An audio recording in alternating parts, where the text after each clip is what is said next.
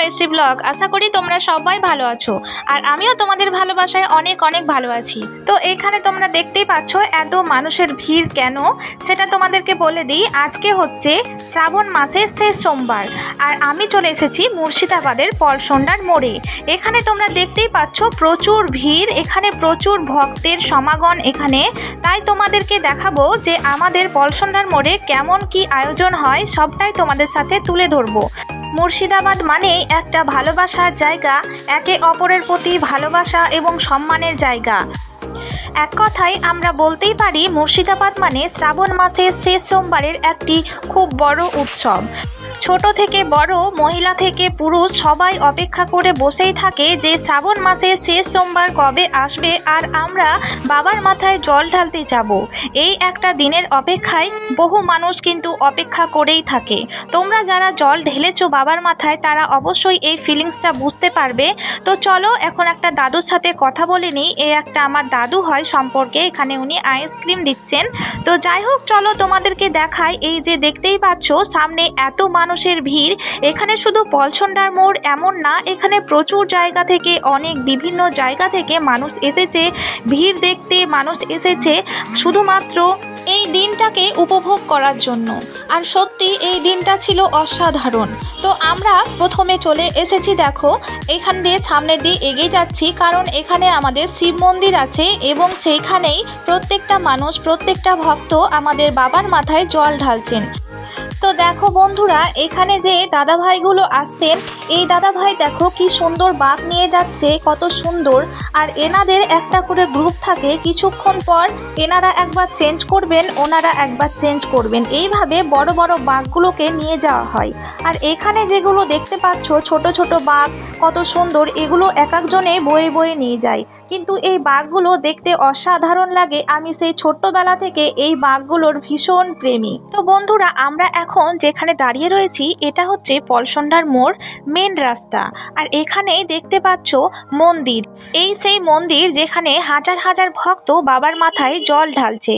তো তোমাদেরকে বলে রাখি, আমাদের এই দাদা ভাই, দিদি ভাই, ছোট ছোট বাচ্চা সবার কথাই বলে রাখি, ওনারা যখন জল আনতে যান, লালবাগ কিংবা বহরমপুরে জল আনতে যান, সেখানে কিন্তু ওনারা গাড়ি করে যান। কিন্তু স্নান করার পর জল নিয়ে আসার সময় তারা কিন্তু পুরো রাস্তাগুলোই হেঁটে হেঁটে আসেন। আর তারপরে আজকের দিনটা ছিল প্রচুর গরম, একটুও বৃষ্টি হয়নি, আর প্রচুর মানুষের ভিড়ের মধ্যে আরও বেশি গরম লাগছিল। তো সত্যি ভিডিওটা বানাতেও আমার যথেষ্ট, যেহেতু আমার কষ্ট হচ্ছিল, তাই আমি বুঝতেই পারছিলাম যে মানুষ কিভাবে এতটা রাস্তা হেঁটে হেঁটে জল নিয়ে আসছে। তারপরেও মানুষের একটা বিশ্বাস, ভালোবাসার টানেই এত সব কিছুই করতে পারে। তো যাই হোক, দেখো এটা পলসন্ডার মোড়ে প্রচুর ভিড়। আর এখানে আমাদের খিচুড়ি খাওয়ানো হচ্ছে। সব মানুষকেই কিন্তু খিচুড়ি খাওয়ানো হয়, যে বা যারা শুধু ভক্ত বলে নয়, আশেপাশের মানুষে যারাই বা আসুক না কেন সবাইকে কিন্তু খিচুড়ি খাওয়ানো হয়। যারা বাবার মাথায় জল ঢালবো বলে জল আনতে যায় তাদের প্রশাসন থেকে অনেক সাহায্য করে। যেমন রাস্তায় অনেক পুলিশ থাকে, অনেক সেফটি থাকে, অনেক জলের ব্যবস্থা থাকে এবং অনেক রাস্তার ধারে ধারে প্যান্ডেলের মতো করে রাখে, সেখানে শরবত দেওয়া হয়, ফল দেওয়া হয়, সব কিছুই কিন্তু মানুষকে দেওয়া হয়। কিন্তু যারা জল আনতে যান তারা তো উপোস করেই জল ঢালবে বলে আসে, তো সবাই কিন্তু সেইগুলো গ্রহণ করে না, তবুও তারা জল কিংবা শরবত খেতেই পারে। তো যাই হোক, এটাই হচ্ছে আমাদের মনুষ্যত্ব। হিন্দু কিংবা মুসলিম আমি ছোট থেকেই দেখে আসছি, সবাই কিন্তু আমাদের ভক্তদেরকে সব কিছু দিতে থাকে। তো এটা দেখো পলসন্ডার মোড়ের রাস্তা পারাপার করার জায়গা, এটা হচ্ছে মেন রাস্তা। আর এইখানে দেখো ছোট্ট ছোট্ট মেয়ে কত সুন্দর শাড়ি পরে কলসি হাতে নিয়ে যাচ্ছে, কত সুন্দর লাগছে। এরা কিন্তু সবাই জল নিয়ে এসেছে বাবার মাথায় জল ঢালবে বলে। প্রথমে পলসন্ডার মোড়ে ঢালবে, তারপর যে যা নিজের গ্রামে জল ঢালবে। তো বন্ধু চলো এখন রাস্তাটা পার করে নেওয়া যাক। এই যে দেখো এরা হচ্ছে লালবাগ থেকে আসছে জল নিয়ে, এদের একটা গ্রুপ আছে। এরা যেহেতু বড় বড় বাঁক নিয়ে আসছে, তাই একে অপরের সাহায্য করেই এরা কিন্তু আসে অনেক জল নিয়ে। তো তো চলো বন্ধুরা, মন্দির তো তোমরা দেখেই নিয়েছো, চলো এখন এগোনো যাক। তো দেখো আমি ধীরে ধীরে সামনের দিকে এগিয়ে আসছি। আমার মাম্মাম আমার কোলেই আছে। ভীষণ গরম, ভীষণ রোদ্দুর ছিল। আর আমরা খিচুড়ি খাইনি, যেহেতু আমরা বাড়ি থেকে সবেমাত্র খাবার খেয়ে এসেছি, তাই আমরা খিচুড়ি খেতে পারলাম না।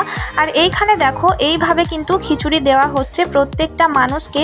খুবই সুন্দর উপস্থাপনা, খুবই ভালো। তো বন্ধুরা, তোমরা হয়তো অনেকে অনেক বড় বড় জায়গায় গিয়েছো, তারকেশ্বরে বা অনেক বড় জায়গাতে হয়তো গিয়েছো, কিন্তু আমি বলবো কখনো যদি সময় পাও মুর্শিদাবাদ পলসন্ডার মোড়ে শ্রাবণ মাসের শেষ সোমবারে এসো, আমি বলতে পারি তোমাদের অনেক ভালো লাগবে। তো যাই হোক, আমরা দেখো আরেকটা দোকানে চলে এসেছি। সেখানে আমি একটি টি শার্ট দেখছিলাম। টি শার্টগুলো মোটামুটি খুব ভালোই লাগছিল, তাই জন্য ভাবলাম যে আমি আমার হাজব্যান্ডের জন্য নিয়ে নিই। তো তোমাদেরকে দেখো কালারগুলো দেখিয়ে দিচ্ছি। আর এই দোকানটা খুবই ভালো, পলসন্ডার মোড়ে খুবই ভালো ব্যবহার। তো আমি প্রায় এই দোকানটায় গিয়ে থাকি। তো তোমরা অবশ্যই যদি চাও এই দোকানে কিন্তু আসতে পারো। তো দেখো মাম্মাম এখানে জল খাচ্ছে, আর ও বেচারি অনেক টায়ার্ড হয়ে গেছে, যেহেতু অনেক রোদ্দুর ছিল। আর আমাদের দেখো কেনাকাটা হয়ে গেছে। তো আমরা এখন চলে এসেছি বাইরে।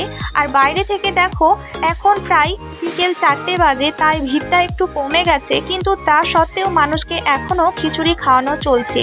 আর এইখানে দেখো তোমাদের দেখিয়ে দিই, যেখানে আমাদের খিচুড়ির ব্যবস্থা করা রয়েছে।